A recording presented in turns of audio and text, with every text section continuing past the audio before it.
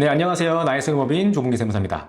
2달 전 간이과세 기준금액을 이제 상향한다라는 정책 발표가 있었습니다.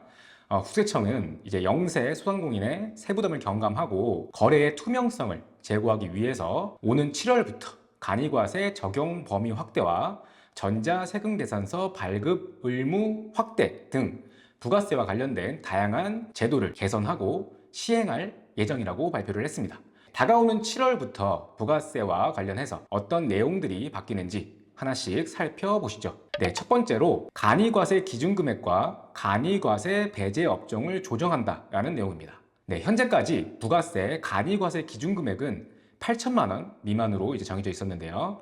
이 영상이 업로드되는 시점 한 10일 뒤인 2024년 7월 1일부터는 간이과세 기준금액을 1억 400만 원 미만으로 상향한다 라는 내용이 나와 있습니다. 다만 모든 업종에 대해서 1억 400만 원의 기준금액을 적용하겠다는 것은 아니고요.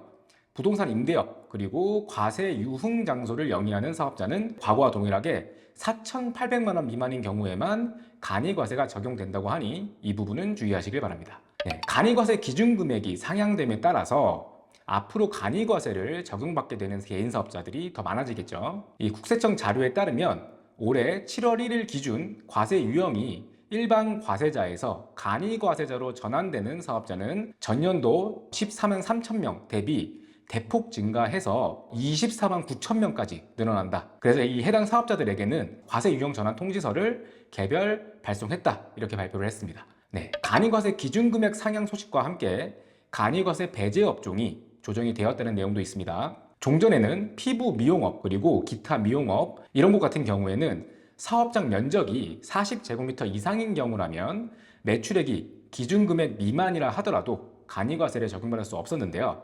2024년 7월 1일부터는 면적과 관계없이 간이과세 적용이 가능해지게 됩니다. 그렇다면 일반 과세를 적용받던 피부 미용업 사업자가 이번 부가가치세 개정으로 인해서 간이과세를 적용받게 된다면 부가세가 얼마나 차이가 나는지 이 부분을 한번 계산을 한번 해보도록 하겠습니다.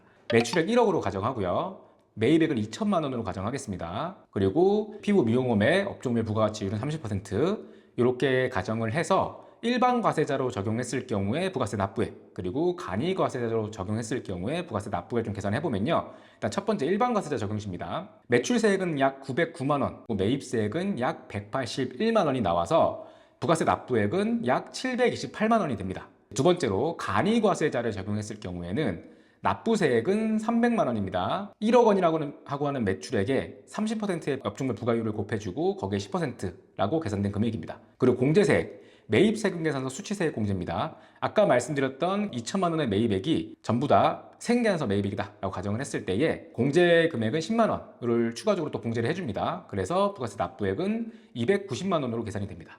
일반 과세자일 때 부가세 납부액이 약 728만 원이라면 간이과세자일 때에는 이제 290만 원으로 계산이 됐죠. 약 438만 원 정도 부가세 납부액이 줄어들게 된다. 만약 간이과세 기준금액 상향과 간이과세 배제 업종 조정으로 간이과세자 대상자에 해당하게 되는 개인사업자 분들이 이 일반 과세를 계속해서 적용받고자 할 수도 있겠죠. 경우에 따라서는 세액계산을 발행해야 된다든지 여러 가지 좀 이슈들이 있을 수 있습니다. 만약 그렇다면 이제 오는 6월 30일까지 간이과세 포기 신고서를 관할 세무서에 제출을 하시면 됩니다. 그리고 개정 내용 두 번째입니다. 전자세금계산서 발급 의무 대상자가 확대되었다는 내용입니다. 종전에는 직전 연도 공급가액이 1억 원 이상인 개인사업자는 반드시 전자세금계산서를 발급해야 했는데요. 그 기준 공급가액이 1억 원 이상에서 8천만 원 이상으로 변경이 됐습니다. 즉 전자세금계산서 발급 의무가 있는 대상자가 확대가 되었다라고 이해를 하시면 되겠습니다. 이렇게 전자세금계산서 발급 의무 대상자를 확대하는 이유는 과거와 다르게 인터넷 보급이 잘 되어 있고 손쉽게 전자세금계산서를 발급할 수 있는 환경이 만들어짐에 따라서 세무 거래의 투명성을 더욱더 확보하기 위함이다 라고 이해할 수 있겠습니다. 네, 이번 개정으로 새롭게 발급 의무 대상자가 되신 경우에는 세무서에서 이 해당 사업자들에게 의무 발급 통지서를 등기 우편으로 발송을 했다고 하네요. 본인이 전자세금계산서 발급 의무 대상자인지 확인하려면 이 등기 우편 이외에도 홈택스를 통해서도 확인할 수 있습니다. 이 마이 홈택스 메뉴에 들어가시면은 전자세금 계산서라는 항목이 있습니다. 그걸 클릭하시면 발급 의무 대상자 확인이라는 항목이 있는데요. 이 여기에 들어가시면 확인할 수 있다라는 점도 체크해 두시기 바랍니다.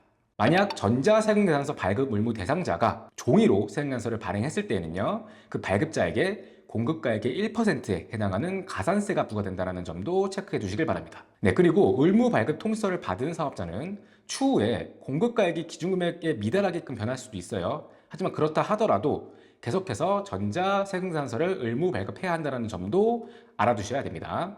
네, 오늘 시간에는 오는 7월 1일부터 바뀌는 부가가치세 주요 내용에 대해서 알아보았습니다. 이 내용들 잘 숙지하셔서 바뀐 내용들 중에 어떤 것들이 이 사장님들께 해당되는지 체크해 보시길 바랍니다. 구독과 좋아요는 영상 제작에 큰 도움이 됩니다. 나이스법인 조문기 세무사였습니다.